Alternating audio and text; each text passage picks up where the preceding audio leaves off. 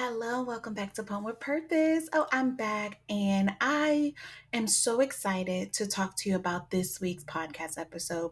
It is all about the Superwoman Syndrome. I wanted to come back live and refreshed. Um, because I too am guilty of having Superwoman Syndrome. And I was like, this is the perfect episode to come back after, doing some soul searching for myself and just recognizing that no matter where you are in your journey for pumping, Superwoman Syndrome, you probably had it if you have it before you had the baby, while you have had the baby, since pumping, and even afterwards. My two are 5 and 7, and you know I've always had it. It's a lifelong thing that I deal with, and I'm working on trying to be better at it. I'm working on identifying that I need to ask for help, that I need to show up differently, that I need to be better for me. It has nothing to do with anyone else. But you can't do it all. You cannot do it all by yourself. You're going to need someone, something, and figuring out what that is the start of the journey. So let's talk about the Superwoman syndrome. So it was first, from what I understand in the research that I've done, it was coined in 1984, and it occurs when women neglect yourself because you're seeking to do it all, to be perfect, stretching yourself too thin, stretching yourself beyond your means, trying to be everything to everyone and forgetting about yourself. And that's been me. That's been what I've been struggling with. I tell people all the time, I've been talking a lot on my social platforms, and especially on Instagram, that it is so important. As you're juggling life, like this never ends. And the role of parenting, the role of motherhood, it really never ends. And so it's important to figure out what your goals are, to figure out, how to manage life's challenges, because it just evolves. After your lactation journey, then it becomes, when is your kid walking? When is your kid talking? When is your kid, oh, I forget, I skipped crawling. And don't skip crawling, because that could be another problem in the milestone journey, right? Then it goes on, and when are they meeting their talking milestones? Are they potty trained? Then it goes on to school. Are they kindergarten or pre-K ready? Can they? Then it goes to reading and writing and adding and subtracting, and it's just endless. Okay, it's endless forever. And our goal is to start this journey and recognize, like, when we need to ask for help, when we need to stand up for ourselves, to advocate for our children. If you're working with a provider that's not supportive for you or your baby, to advocate. I tell people all the time, like, I will change a program in a heartbeat. If I feel a provider is not supportive of me or my children, like, I'm out. Like, I'm just exiting stage left. If I feel like a program that, my children are in or something, they've been through different programs, but a lot of them, to each his own, there are reasons for it. I understand there could be a lot of turnover. There could be like people that just don't jive with me or my children.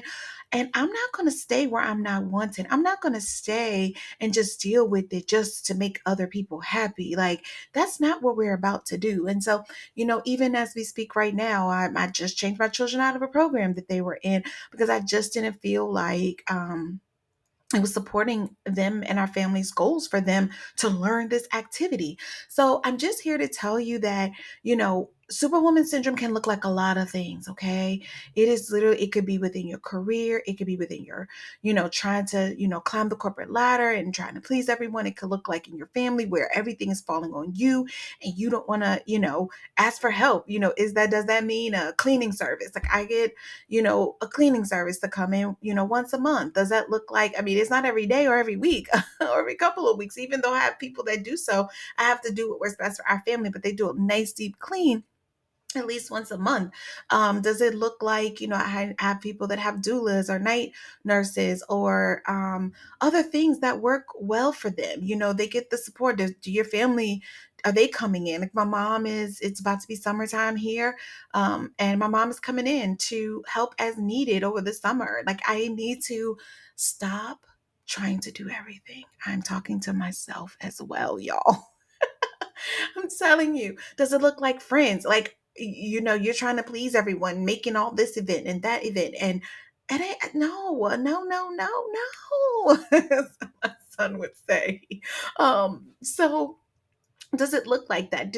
Are you upset if you are too busy and then all of a sudden you're not included on events? Or is it that you just don't have time, you accept in events before you understand what your schedule looks like? I have that going on right now as well. Like, I accepted an award, and the day of it is like so much chaos. Like, my husband's not available, my mom, I was like, and then the kids come to you, like we're planning out stuff. And I have learned that, like, I'm not going to keep saying yes to everything without all the details, without the information.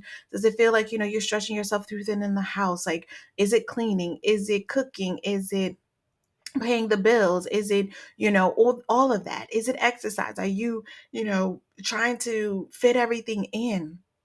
And it's coming at your demise, or you're not fitting enough stuff in, like exercising, like taking care of yourself, like putting yourself first. I was just saying, like, I'm, over the years have become an extra, and sorry, have become an introvert, like heavily.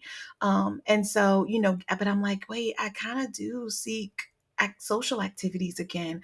But I don't need to do them all, but I need to be strategic in the ones I do. I do miss my friends sometimes. We text a lot, but sometimes I want to be like, yes, let's go hang out. And actually not feeling guilty for taking time for yourself, not feeling guilty that you're not doing all the things. I mean, if you're earlier postpartum and you're pumping and or nursing, like, having a plan to be able to go do those things, to put yourself first, like, that is what is going to be so, so very important. I cannot say that enough. And the superwoman, there's no one type of superwoman. It could be a professional, you could be a wife, you could be a homemaker, you could be a volunteer, you can get tied up in community organizations. So many people like accepting all these different things. You could be an athlete, like always trying to like do all the other things and not focusing on you. It doesn't look like one person. It doesn't look like, oh, this person is typically it. It can happen to anyone. And what does that look like? What are some signs of the superwoman syndrome? That could be and symptoms. You could have bouts of irritability trying to make it all work, and it makes you frustrated. You could have inability to sleep, or excessive, or you want to sleep too much, or muscle tension. Let me tell you, like, I've all the things going on right now, right? And I'm committing to trying to do at least one podcast a week again. At least, like, every time I'm like, I'm going to do this thing. And I just have so much stuff on my mind. So much stuff is in the air. So much stuff I'm waiting on. And like my mouth, like I literally have a mouth guard and I'm getting it redone. But like I literally have just been feeling my jaw just clenching all day long, and the tightness and the, anxiety that comes from all the things that are on your plate or on my plate. Like I told you, this message is for me too, y'all. Like, if this is not I'm gonna be a hypocrite. I'm gonna be like, listen, this for me. This is for me too. Okay. Are you forgetting things? Or you have memory issues? Like, you have so much stuff. Like, sometimes I'll be talking to my husband and he's like, what were you just asking me? What did you just say? And I forgot. Or like for us, we were going out with another couple and their child, we were planning an outing. And he was like, Diana, make the reservation to the place because it packs out really, really easily. So what did I do? So, okay, we're in a car going to another function with the kids, and I forgot. And then the next day comes and I'm like, oh my gosh, they don't even have the reservation that I need. And I'm like, I forgot to do it. And he's like, I see. I was like, listen, I don't need this right now. But anyway, look, but like then I was like, look at God. Like, I kept refreshing the screen and I'm like, because we needed a 3:45 and they only had a 4:30. And then it like the 4:30 disappeared and it was only 4:45. And I'm like, oh my gosh, like we, have younger kids, so they need to, be in bed and all the things. And so I was like, crap.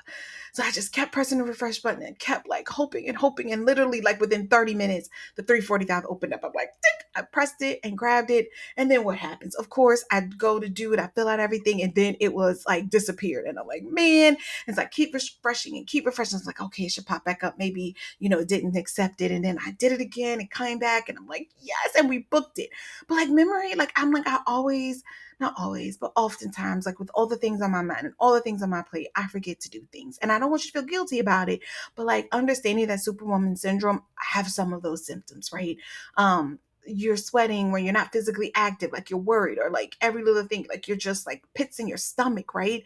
Not able to concentrate. You have general aches and pains, and you're just worn out. Okay. If this is for you, please know that there are ways to cope. First and foremost and tenth most, you gotta take the S off of your chest. Take that S off your chest. Take the S off your chest. And if I say it enough, maybe I'll do it too, right? Like sometimes we have to laugh to keep from crying. Sometimes we have to be like, oh no, I'm telling you this, but I need to do this myself.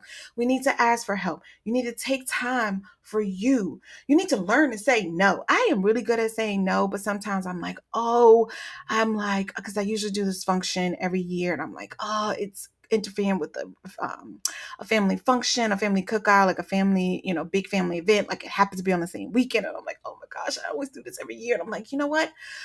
I'm going to go with my family. I'm going to go and do what I need to do when I need to do it. And I had to say no. I had to say no to the event. I've been doing it like for the last 2 or 3 years. I can't even keep up. It's been so many, years. But regardless, it's something that I work and it like interfered this year. So I have to say no. I've had to turn down events.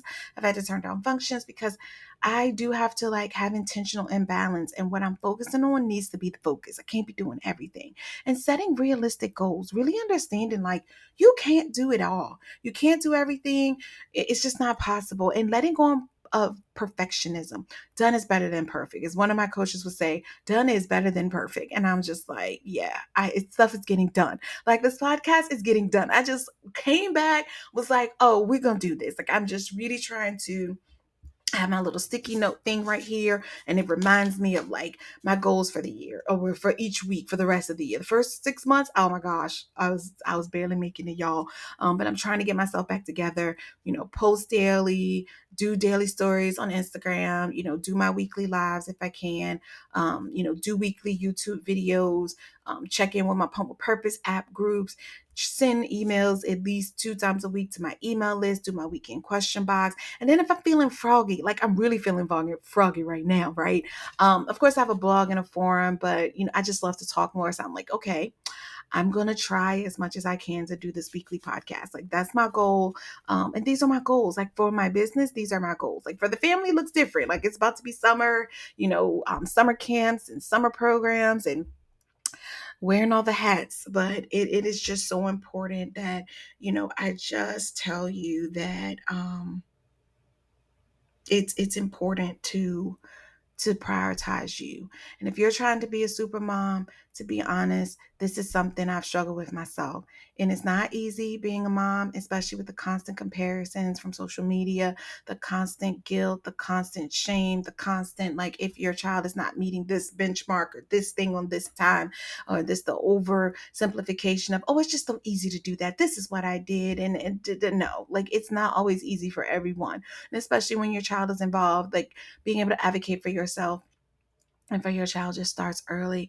It may look like we're doing it all, but we're not, like, just being busy, but not really being accomplished, not accomplishing much in the busyness. Like, having goals for the day. It's okay to set those boundaries to protect yourself, your family, your child, your sanity. Like people trying to come over and you're not, look, not today. If you want to go and meet out, not today. Like it has to be okay, and it has to be, everyone has to be on board, right? It just can't just be when everyone else wants something. You have to be open and willing, and or it's just a drain. It's a drain on your health, your resources, your capacity, your lifestyle, your goals. Like, don't do things that drain you. Really try to write down a list, set those boundaries, figure out what works for you and your family. And if you need help with figuring out your pumping journey, because you don't have to do it alone, you don't have to struggle, you don't have to figure it out, you're afraid to ask for help, like, you can send me a DM, you can send me a message on my website at pumpwithpurpose.com. You can privately, like, let's get you the help. Like, you get no trophies at the end of this for struggling. You get no trophies at the end of this for being in pain, there's no reward. Like, it's trying to figure out what you need to be successful. And you can book a premier pumping consult. We can go through your pump, flange products, and schedule. We can figure out what you need and what works for you. So you can visit us at pumpwithpurpose.com. We're more than happy just to help you to figure this thing out. So don't hesitate to ask for help. Don't hesitate to, raise your hand and say, I am tired of this Superwoman syndrome. I've raised my hand already. I'm like, listen, I have been encouraging myself. I have been reading books that just help me where I feel like I can do better. And where I am and where you are two different places, right? If you're knee deep in your pumping journey and you're listening to to this, know that the reason for this was to let you know that like it don't get better. So like learning to ask for help, learning to realize when you reach your capacity, learning to realize like you have no balance, you have no boundaries, you're always comparing yourself, you're always looking to everyone else and what they're doing and not focus on what you need to be doing. Like I wanted to stop because that's what I'm doing. I am focusing on me. I am hyper vigilant, like tunnel vision, hyper focused on, not in that way, but just really focus on doing what I need to do to be successful based on my goals for success. And I want you to do the same. So if you're interested in trying to help figure out your pumping journey, we are here. You can look us up. We're on all Instagram. It's our largest platform, Pump with Purpose. Our website is pumpwithpurpose.com, and we will be here to assist you. So until next time with Pump with Purpose.